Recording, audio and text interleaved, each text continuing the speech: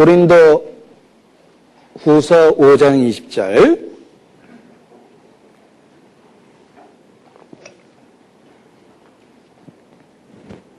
같이 읽죠.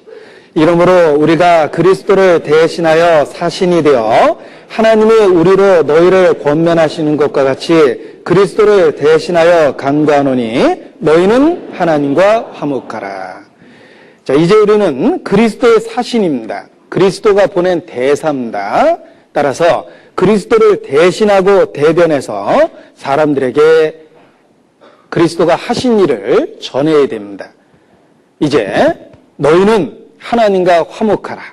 하나님과 화목할 수 있는 방법이 있다. 하나님과의 평화가 이루어졌다. 바로 못 박힌 그리스도를 보라. 그의 손과 옆구리를 보고 주께서 얼마나 놀라운 대가를 치르셨는지 우리가 그들에게 설명해 주어야 됩니다. 그리고 믿음을 통해서 이제 하나님과 화목하라고 권해야 될 책임을 우리에게 주셨습니다. 우리에게 진정한 평강을 주시고 그리고 손과 옆구리를 보이셨습니다. 상처를 보여주셨습니다. 그리고 이제 세상을 향해서 그리스도의 상처난 손과 옆구리를 또 다른 사람들에게 보여주라고 우리에게 사명을 주신 것입니다. 그것이 우리가 전하는 메시지의 핵심이요 우리가 이 땅에 존재하는 목적이라고 말할 수 있습니다. 그런데 불행하게도 어떤 사람들은 성경을 가르치기는 가르치지만 그리스도의 상처난 손과 옆구리를 보여주지 않는 사람들도 있습니다. 그들은 그리스도의 손과 옆구리에 난 상처를 설명하고 보여주는 대신에 적극적 사고방식이라든지 긍정의 힘이라든지 아니면 범사에 잘 되고 잘 될 거라는 범사에 잘 되고 만사형통하고 강건할 거라는 그런 초점으로부터 벗어난 메시지를 전하는 사람들도 있습니다. 저희가 세상에 속한 말을 하매 세상이 저희의 말을 듣느니라 라는 말씀처럼 세상이 좋아하는 메시지를 성경에서 골라 전합니다. 그러나 우리는 이 시대에 우리가 전하는 메시지를 분명하게 일깨울 필요가 있습니다. 우리는 상처난 그리스도의 손과 옆구리를 세상에 보여주고 그로 인한 결과를 전하고 있다. 이렇게 우리가 전하는 핵심을 분명하게 갖고 있어야 됩니다. 바울은 굳게 결심했습니다. 내가 예수 그리스도와 그의 십자가에 못 박힌 것 외에는 아무것도 알지 아니하기로 작정하였습니다. 바울만 작정해서는 안 됩니다. 바울과 같은 복음을 통해서 구원받은 모든 성도는 동일한 말을 해야 됩니다. 우리가 예수 그리스도와 그의 십자가에 못 박힌 것 외에는 아무것도 알지 아니하기로 작정했다. 우리가 전해야 될 가장 중요한 메시지입니다. 그리스도께서 고난을 받으셨습니다. 그의 손과 옆구리를 바라보십시오. 그의 고난과 죽음을 통해서 우리의 죄에 대한 대가를 배나 갚으셨습니다. 이제 그리스도, 그를 통해서 하나님과의 화목을 누릴 수 있습니다. 이제 진정한 평강을 믿음으로 얻을 수 있습니다. 우리는 이 분명한 메시지를 갖고 세상에 서야 됩니다. 그리스도께서 십자가에 못 박히셨습니다.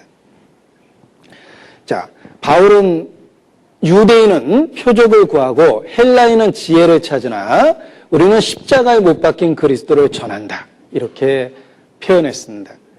혹 유대인 스타일의 사람들은 지금도 표적을 구합니다. 기적이 일어나기를 기다리고 기적을 통해서 진리를 찾고자 합니다. 또 헬라인 스타일의 사람들은 지혜를 찾죠.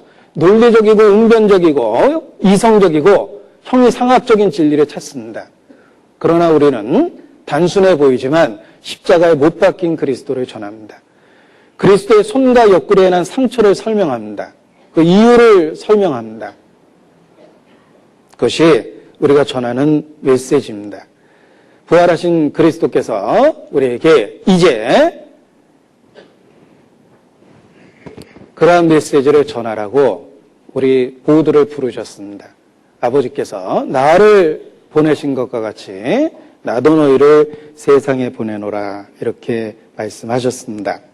자, 요한복음 20장 다시 돌아가서 보겠습니다. 24절부터 살펴보면 이 도마가 의심하는 모습이 기록되어 있습니다. 자, 이 도마라는 이름은 예수님의 12제자 중에 하나로 나타나고 있습니다. 그리고 그 이후로부터 많은 사람들이 사실 도마를 좋아하게 돼서 그 도마라는 이름을 사용하기도 합니다.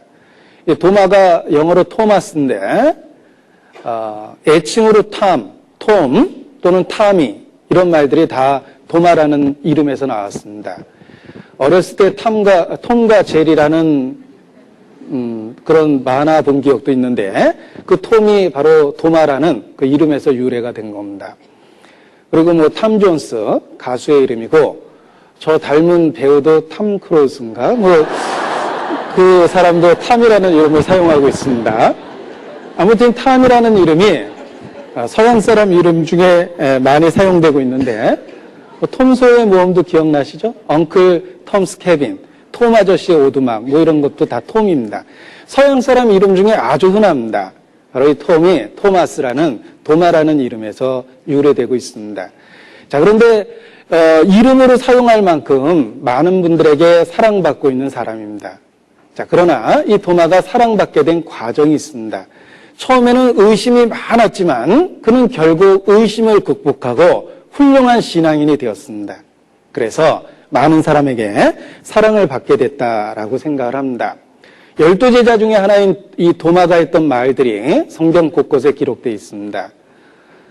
예를 들면 나사로가 죽었다라는 이야기를 들었을 때 제자들은 유대로 다시 가는 걸 두려워했습니다. 방금 전까지만 해도 배척하고 예수님을 죽이려고 했는데 그 나사로 때문에 다시 유대로 들어간다는 것이 두려웠습니다. 그때 도마가 우리가 주와 함께 죽으러 가자 이렇게 이야기합니다. 그 말을 도마가 했는데 정말 예수님에 대한 진정한 사랑이 있었고 같이 죽겠다라는 결심까지 했다라는 것을 그러한 표현 속에서 알 수가 있습니다. 또 예수께서 내가 너희를 위하여 처소를 예배하러 간다라고 얘기했을 때 이 도마가 예수님께 주여 어디로 가시는지 우리가 알지 못하거늘 그 길을 어찌 알 수 있겠나이까 이렇게 이야기합니다. 그러니까 자기의 무지를 솔직하게 인정하기도 했습니다. 그때 예수께서 대답하신 말씀이 유명한데 바로 요한복음 14장 6절에 예수께서 가라스 때 내가 길이요 진리요 생명이니 나로 말미암지 않고는 아버지께로 올 자가 없느니라 이렇게 대답을 하셨습니다. 자, 그 놀라운 진리가 도마의 질문에 의해서 나왔다라는 것을 기억해 보십시오. 도마는 솔직하게 내가 모릅니다라고 고백했고 그 고백 앞에 예수님은 분명하게 진리를 선포하신 것입니다. 자, 이 도마는 곳곳에 예수님과 함께 하신 모습으로 등장하고 있습니다. 뿐만 아니라 오순절 120여 명이 기도했을 때 그 명단 중에도 도마가 들어있었습니다. 자, 처음에는 의심했던 제자지만 결국은 그 순전하고 또 충성스러운 마음 그리고 의심의 문제가 해결됐을 때 더 훌륭한 신앙인이 됐다라는 것을 이 도마를 통해서 알 수가 있습니다. 이 도마에 대한 이야기를 드리고자 하는데 제가 이 동일한 본문을 1999년 7월 4일 동일한 본문으로 설교를 했던 적이 있습니다. 그래서 처음에는 망설였습니다. 요즘에는 솔직히 이 설교한다는 게 쉽지 않습니다. 일단은 대형 화면에 얼굴이 보이기 때문에 상당한 부담감을 갖습니다. 네.